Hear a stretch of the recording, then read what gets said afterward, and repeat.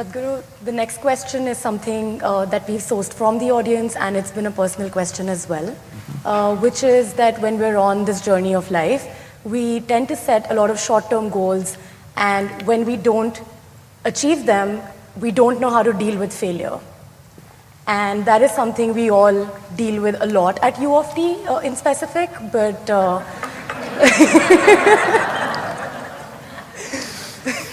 but in that moment when we can look back and say, yeah, this is fine, but in that moment, how do we hold our ground and how do we learn to see the bigger picture? Should I tell you about my failures? Hello? No, they're not interested in my failures. I have some friends who want to know about my failure.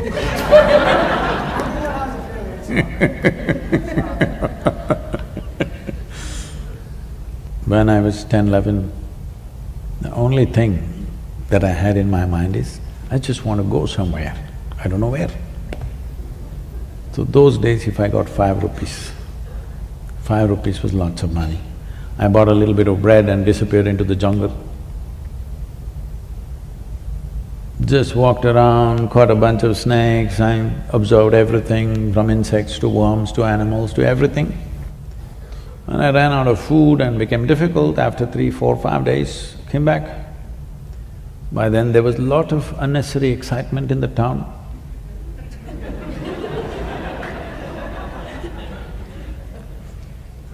Police complaints, searching all over the place, looking into the morgue,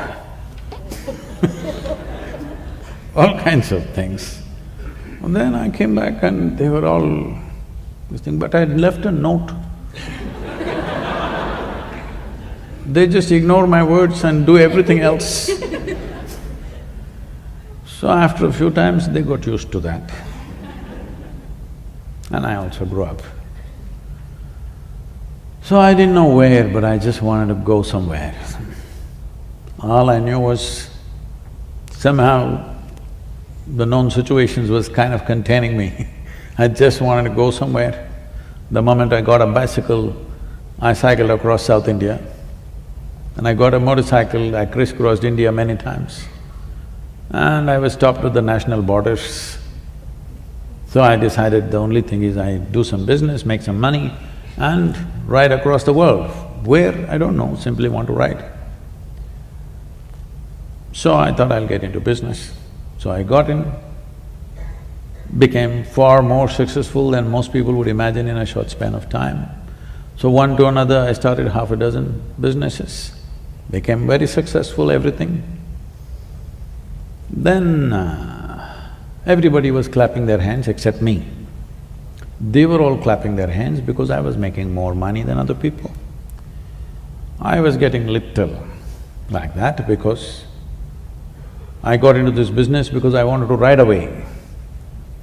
But business after business, I put one finger, now both my hands were stuck in it, making money and everybody clapping hands, but I was not clapping hands. I did not think it's a great thing. I think it's those 5 years which people think are very successful for me, were the 5 years when I did not do what I really wanted to do. But everybody else thought I was doing great. That's how world is, you must understand. When you're doing great, they think you're doing no good. When you think you're doing no good, they all think you're doing great. So you must know whose interest is in their hearts. So then one afternoon, it so happened I burst into an ecstatic state for no reason, every cell in my body bursting. And then I look at myself, what is happening to me? Am I going off my rocker? Am I losing it? What's happening? But I know I don't want to lose what's happening because it's too fantastic. If I simply sit here, I'm dripping ecstasy. Then I pay attention to it, what is it that's happening to me? Then I realize, if I don't mess with my mind, I'm just ecstatic. Even now, just see, it's just the cerebral activity that you're not able to deal with, isn't it, which causes so much all this. If you know how to distance yourself from that, this life will burst into ecstatic state. When you were a 5-year-old girl, simply jumping around, simply because there was not much cerebral activity. Simply life was a joy just to be alive, isn't it?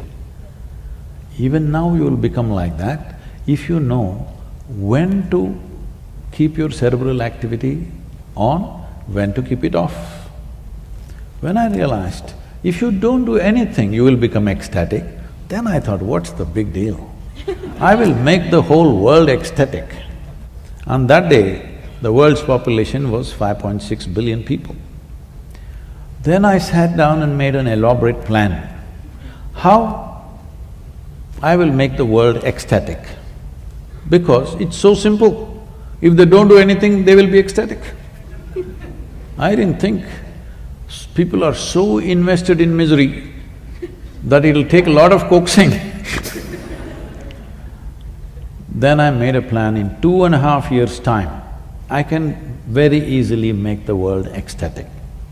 I thought I will execute this plan. Because you are a consulting business person, I'm telling you.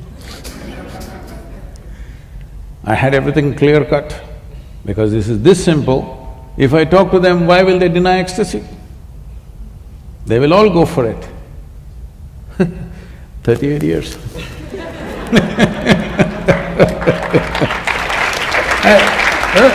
Don't do this. You're clapping at my failures. So people today say we have touched somewhere between 800 to 900 million people. But that's not my idea of the world. Population has grown to 7.6 billion people. Now I know I will die a failure, but I'm a blissful failure, okay?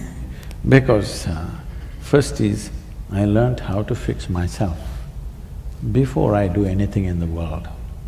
If you fix yourself, will you fix yourself in a pleasant way or unpleasant way? Pleasant way. So if you become joyful by your own nature, then you do something in the world. Depending upon the times in which we exist, we must understand this, never underestimate this. Depending upon the times in which we exist, we do certain things, our world allows us to do certain things, isn't it? Today you're in your university, all of you here, because this is 21st century. If this was 12th century, maybe you would be fighting a war, maybe you would be plowing the land, maybe you would be doing something else. So you being a university is not your achievement, it is the times. You have some role, you have a stake in it, but it is the times which is allowing you to do this, isn't it? Historically, at what time we are born is deciding most of what we do. So do not make that a big affair. First and foremost thing is to grow this piece of life to its highest possibility. If you grow this one to a certain level of capability, competence and well-being, this will do something in this world according to the times. Instead of that, what you're trying to do is, you're trying to upgrade your activity without upgrading the machine. It is like you took an old beat-up pickup truck, I won't name the brand because they're just across the Great Lakes.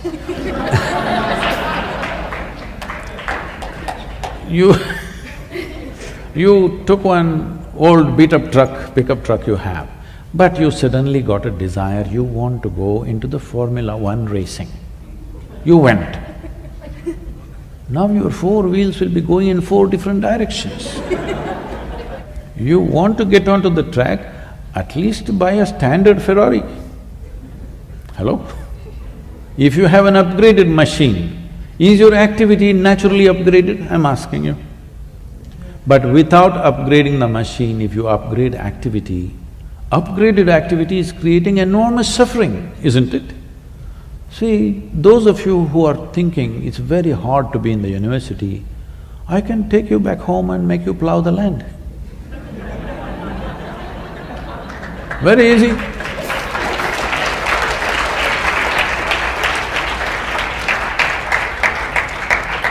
You don't know what it is. So I'm not trying to make fun of things, but I want you to understand the privilege of being in the times in which you are, where our survival process is better organized than ever before in the history of humanity. Yes or no? Yes or no? Are you materially not living better than your parents and grandparents? Unless your father was a Maharaja in India or something? No, you're common. So, definitely you're living better than them, isn't it?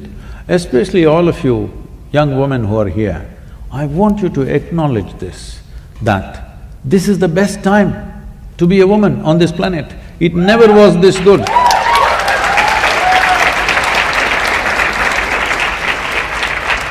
Well, still there are issues which we have to improve, no question about that, but isn't it better than ever before? If we do not acknowledge what we have, we will not create what we want, just know this.